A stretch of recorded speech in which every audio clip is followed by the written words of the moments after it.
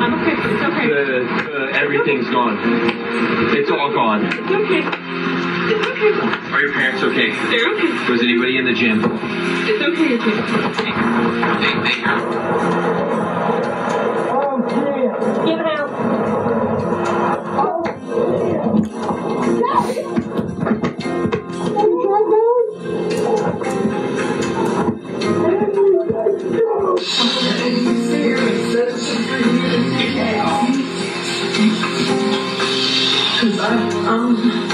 Sidham's phone started lighting up on Saturday with people begging for help. I could hear the desperation in her voice. This is multiple phone calls I've received like this, voicemails, text messages, and you could hear people desperate for help. Sidham and his son rescued 4 people on Saturday and spent the night in a nearby pilot's lounge, then decided to fly again Sunday morning. I spoke with my son, which is my co-pilot. I said, hey, do you want to go back out and try to help today? And Sidham and his son were headed up to Black Mountain. Flight tracking shows no flight restrictions in place Saturday or Sunday morning when Sidham flew through the Lake Lure Gap. The Sidham spotted an older couple waving for help, then landed in what's left of their driveway. It was kind of unstable, so I didn't want to put more weight in the helicopter to lift back off, so I left my son with the other victim, and I was just going to take one person down at the time. 3 minutes away, Sidham spotted a group of rescuers just down the river. He landed and found someone in charge. I told him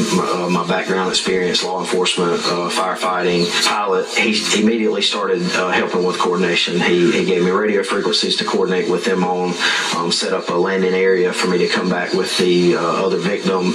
And in the middle of the whole conversation and then blocking the road off, I was greeted by the Lake Lure fire chief or assistant chief maybe, and he shut down the whole operation. He asked me to leave, and I said, hey, I have no problem getting out of your area. If that's what you want us to do, we'll leave, no issue.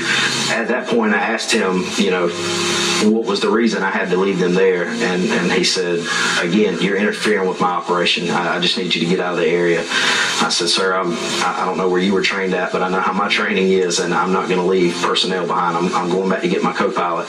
He said, if you turn around and go back up the mountain, you're going to be arrested. I said, well, sir, I'm going back to get my co-pilot. I don't know what to tell you.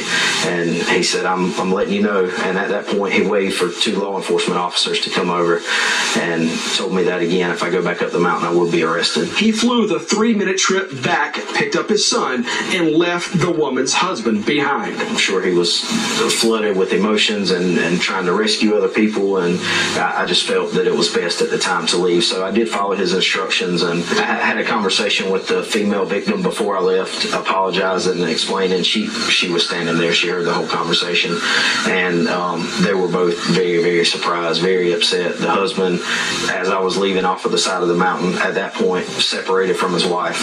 He was upset. I can only imagine.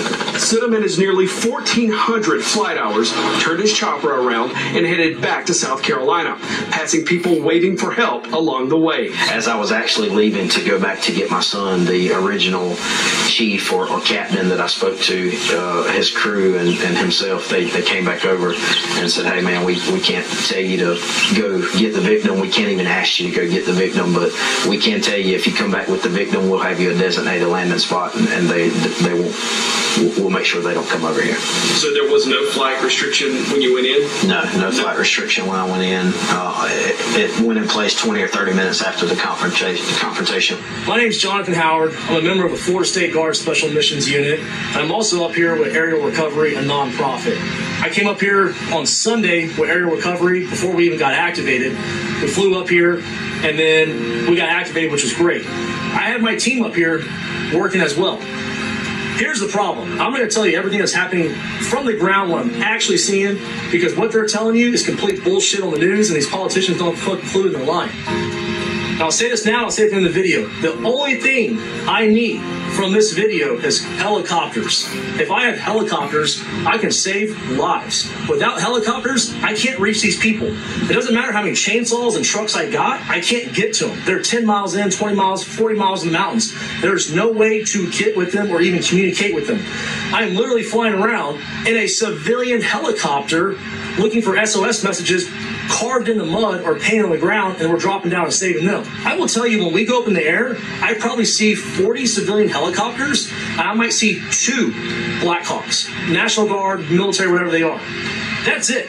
No one's out there doing rescues. I have my entire team up here from Florida right now, and they have no ability to go rescue these people other than what they can drive to. And the people that are in dire need, they're out in the mountains. They are completely cut off. Now, I will say, I spoke to my congresswoman down in Florida, and she's a badass, and she made a bunch of phone calls, and now we got 2 contracted 60s coming up here tomorrow, which is great. I love that, but like, I still don't understand why we don't have more helicopters. Like, we'll get a lot of work done with that, but there's no military. There's no one's doing nothing. It blows my mind. And they're not even allowing people to see what's really going on. One of our friends yesterday, they were actually escorting CNN down to Lake Lure, and they wouldn't even let CNN, the sheriff department would not let them go videotape the bad areas, how destructive it is. I don't know why they don't want to show you all that, but I mean, it is bad. I should also say, when I flew here on Sunday, they actually stopped us from going in, the sheriff department. And it was because of a bunch of politics that they were claiming was the Speaker of the House of North Carolina that was preventing us from even going in and trying to kick us out, which I have clarified today with North Carolina politicians that reached out to me, good on them, and they were like, that's complete bullshit. The Speaker of the House has nothing. He wants you guys there. But this is the kind of political BS that is happening here right now. Like, everyone's trying to be in charge without taking any type of action. Nobody wants to coordinate with anybody. Everybody wants to pretend like they're being the hero while these people are literally fucking dying in the mountains. And these people, like I said, these people are limited medication. They're running out of oxygen, and there's no one going to get them. The most effective way I have found to go find these people is by getting in a helicopter and flying down the rivers and roads and looking for SOS messages or people waving us down. And then we drop down and get them. We have all these people here. We have law enforcement. We have State Guard, National Guard. They have no way to go get these people. Yesterday, when I was at the Asheville airport refueling, which, by the way, the civilian is paying all this out of his own pocket. He's not even looking for a reimbursement. I think we did 4 refuelings yesterday. And that was like just in half a day's work. We're in Asheville, and I saw 2 Air Force helicopter 60s. And I knew they were PJs just looking at them. And I went up to them like, hey guys, like, what are y'all doing? And like, this is what you need to be doing. This is how I'm finding people. And they're like, we can't go. We're waiting on Title 10 orders. And I'm like, what? They can't get any authority. There's military helicopters all over here sitting on the ground, and they can't do nothing. Even my JSOC boys in Fayetteville, they can't get orders to come out here. It is just the most disgusting thing, and they're killing these people. And I don't know why they're doing it. I don't know what kind of conspiracy. I've heard so many things, whatever you want to come up with, but they are literally allowing these people to fucking die in the mountains right now because we can't get helicopters. They got money for everything else in the fucking world right now, but if they could just get us helicopters, we could fly out there and rescue these people. So I hope this video goes viral. I hope these politicians get fired. I hope people get pissed off.